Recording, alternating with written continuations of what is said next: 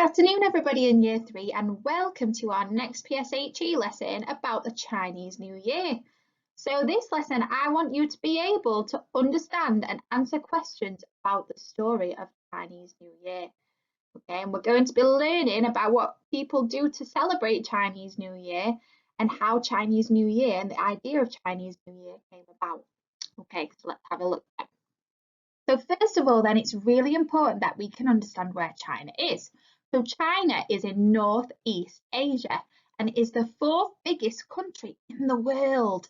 It has a population of over 1.3 billion people. And we know from our timelines that we've done for the Stone Age that 1.3 billion is a huge amount of people, isn't it? Okay, and the capital of China, which some of you might already know, is Beijing.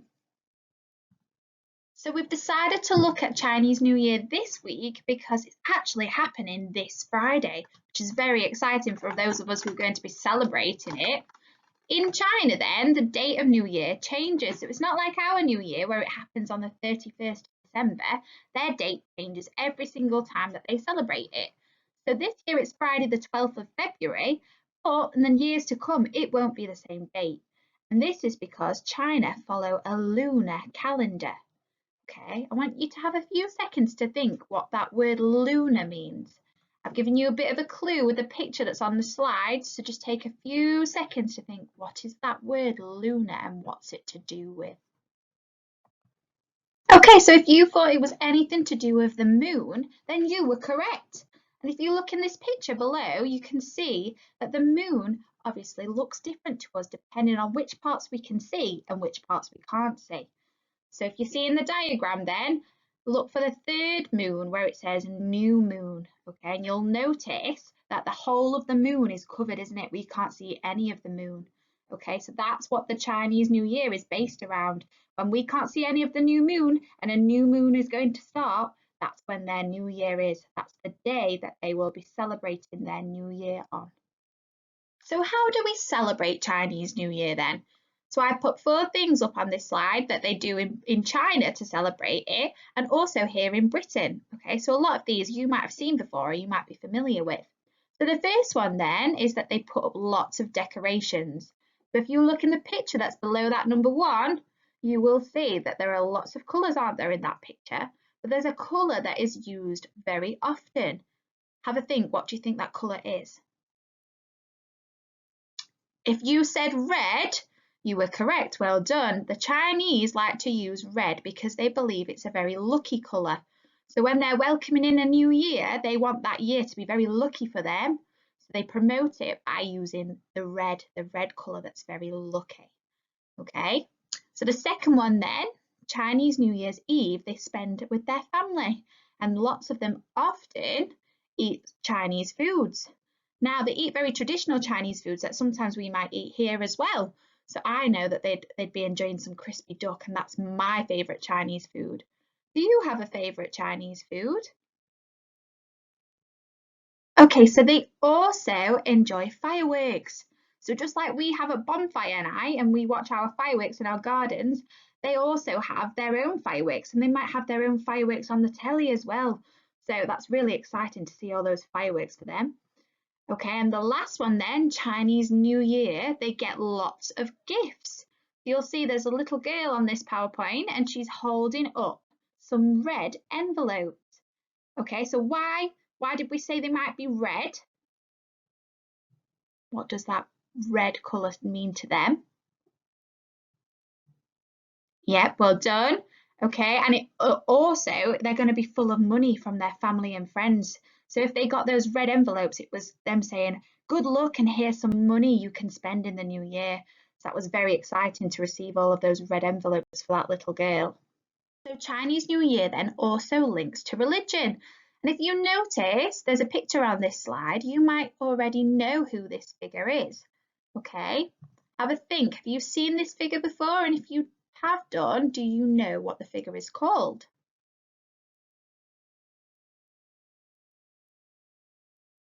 Okay, if you said Buddha, well done, you are correct. And Buddha is the god of Buddhism. Okay, so if you were a Buddhist, Buddha would be your god. Okay, so Chinese New Year then is grouped into 12 sets of animals which are each representing a different year, and these are called zodiac signs. Now you might not have heard that word before, so let's practice saying it. Are you ready? Zodiac, you go. Okay, so legend has it that Buddha asked the animals to meet him on Chinese New Year. And then he announced that people born in each animal's year would have the same personalities or some of the personality of that particular animal. Okay, so next we're going to read the story and find out which animals make up the 12 and also what their personalities are like. A long time ago in China, the Jade Emperor decided there should be a way to measure time. He told the animals that they were to compete in a race. The first 12 animals would be rewarded by having a year named after them. Okay, and what we just said that those years are called, that word we practiced? Zodiacs. Yes, well done. On the day of the race, all the animals lined up beside the river. The rat and the cat, who were good friends, were worried as they were not very good at swimming. They asked the ox if he would carry them across on his back. The ox agreed, and they jumped onto his back. Do you think it was really kind of the ox to let them do that? Because actually he's going to help them, isn't he, to complete the race and maybe win? Let's find out. So when the race started, the rat and the cat were very pleased that the ox had taken the lead. They were almost across at the other side when the rat pushed the cat into the water and jumped on the bank to finish first. Do you think that was very kind of the rat to do that to the cat? I wonder why he decided to do that. Well done, said the Jade Emperor to the cat. The first year of the zodiac will be named after you. The poor ox was tricked into second place, and so the second year of the zodiac was named after him. Okay, so because the rat tricked them all, he won first place, and then the ox, who was really helpful, got second place. What do you think that says about their personalities then?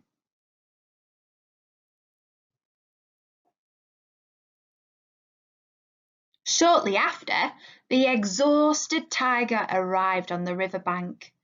Swimming the river had been very difficult as he had had to fight strong currents. The next to arrive was the rabbit, who hadn't swum across but hopped across on some stepping stones and then onto a floating log, which carried him to the riverbank. I shall call the fourth year after you, the surprised Jade Emperor said. Why do you think that the Jade Emperor was surprised?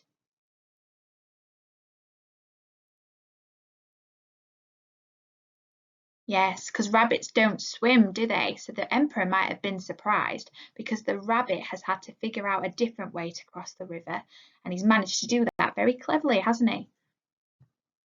Okay, so we've now got 4 animals across, haven't we? So let's see who comes next. Taking 5th place was the dragon. How come you didn't win the race when you could fly across? The emperor asked. I stopped to help some animals, the dragon explained. What do you think that says about the dragon's personality? The dragon is very kind, isn't he, to stop and help the other animals. So is he going to be kinder then than the rat who tricked everybody? Yes, he is, isn't he? Heading towards the finish line was the horse. Just as the emperor thought the horse would cross, a sly snake wiggled around one of the horse's hooves. The horse was so surprised that he jumped backwards, giving the snake a chance to slither forward and take 6th place. The horse made it in for 7th place. Okay, so again, we've got another example, haven't we, of who tricked the horse? Yeah, he did, didn't he? The snake tricked the horse by wrapping himself round his hoof and letting the horse do all the hard work. Okay. Not long afterwards, a raft arrived, carrying the monkey, the rooster, and the goat. They explained how they had worked as a team to get across. The emperor was very pleased. He said the goat would be the 8th year, the monkey the 9th, and the rooster the 10th. Now, why do we think then that the emperor was very pleased with those animals?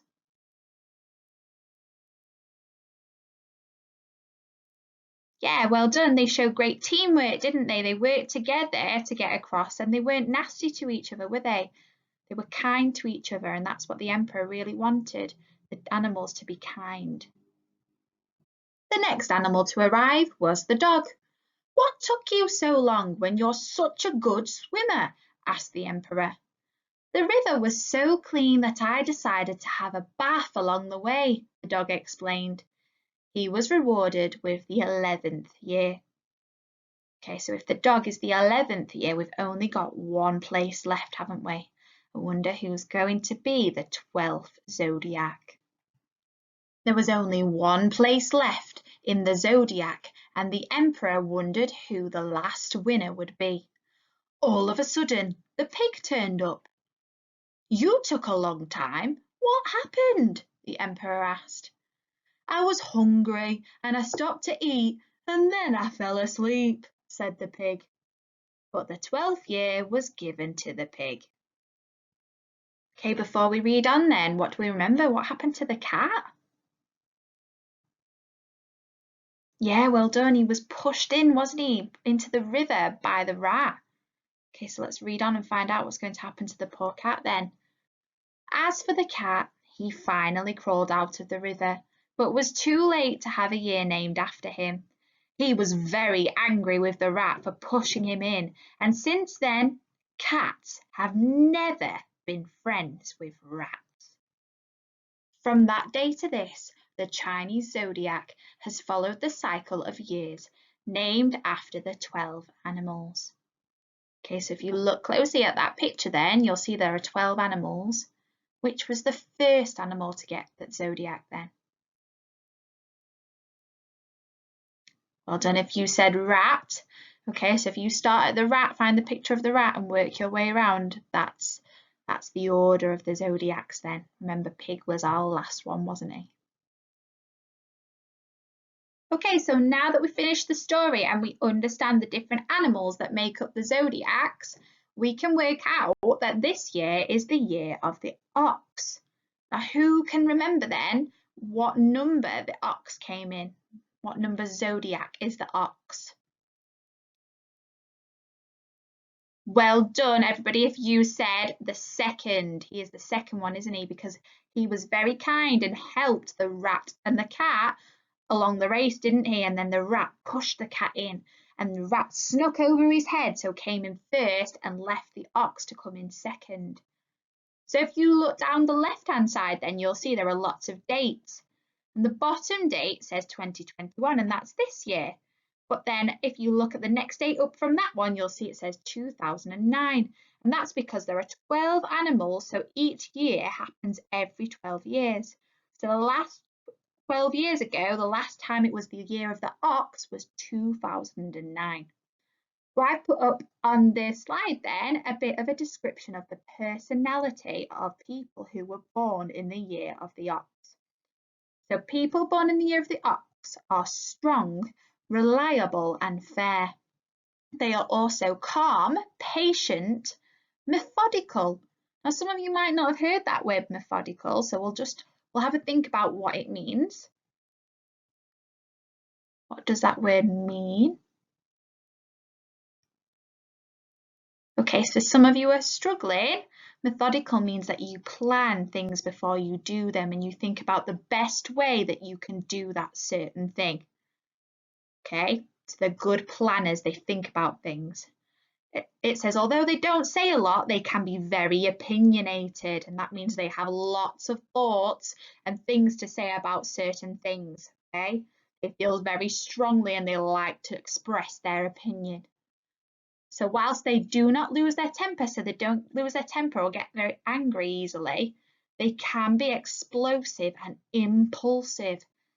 Again, if we're stuck on that word impulsive, that means we do things without thinking. So although they can be very methodical and think about things very well, they can also just lose it sometimes and not really think about their actions. They are very serious, quiet, and not naturally sociable, which can make them quite dull people then. So ox people have a great deal of common sense.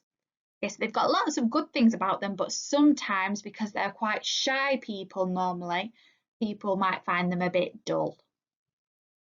So if this year is the year of the ox, that might leave some of you thinking, ooh, I wonder what zodiac sign I am. So I've done some digging for you and I found out, okay? So you think of your birthdays, and if you were born in the year 2012, you are a dragon, okay? So think about where the dragon plays, see if you can remember where the dragon came in the race. And whilst you have a think, I will go through the description of your personalities, okay? So if you are a dragon and you were born in 2012, also be thinking, does this sound like me? Does this sound like things I would do or what I'm good at? Okay, so it says dragons are great leaders. Because of their knowledge and power, people are willing to take orders from them. So they're good leaders and lots of people like to follow them. Okay, it says dragons are ambitious and adventurous. So ambitious, what does that word ambitious mean? It means that they have goals and they don't stop until they reach those goals. And those goals and dreams might be quite big, but they're very ambitious and they want to achieve them. Okay? And it says sometimes though dragons can be quite arrogant, which puts people off them really. So if dragons, because they're such good leaders and they can be quite bossy, that might make people a bit scared of them or make them think that they're a bit rude. So some people don't really like dragons, but I'm sure that applies to none of you who are a dragon. I'm sure you're not bossy and you're not arrogant with people, are you? No. For those of you who were born in 2013, then you are a snake. Okay, and what do you remember about the snake? What did the snake do in the story? Yeah, well done. He did, didn't he? He wrapped himself round the hoof of the horse and was sneaky and clever so that he could place before the horse. Okay, so your personalities then, I want you to be thinking, does this sound like me? The snakes are enthusiastic. They are romantic and eloquent, which makes them very humorous. So that word eloquent then, does anybody know what that one means? Okay, if you're struggling, that word eloquent means that you are very polite and often well spoken and quite clever. Okay, you're a very eloquent person, you can speak very well to people and you behave very well. Okay, so people will feel comfortable and relaxed when they are talking to people who are born in the snake year. They rarely get angry as they think before they react. They are gifted in thinking and creating. But sometimes they are a bit over curious about other people's personal affairs. They like to gossip. So sometimes they're a bit nosy and they like to gossip and talk about other people to other people and maybe create some rumours, which I'm sure none of you do we? We don't make rumours in this class. Okay, so what I want you to do then, now that we've gone through all of that, is I have attached onto your timetables this comprehension. Okay, so you'll need to read through the two readings that you can see on the screen. They're on that link. Okay, and then you need to answer the questions. So if you can't print these off, that's absolutely fine. If you just write the number of the question that you're doing and then the answer next to it, that'll be fine. Okay, and then once you have done that, I want you to find out more about your zodiac animal. So remember, if you were born in 2012, you're a dragon, and if you were born in 2013, you are a snake, okay? So you're going to research your zodiac animal.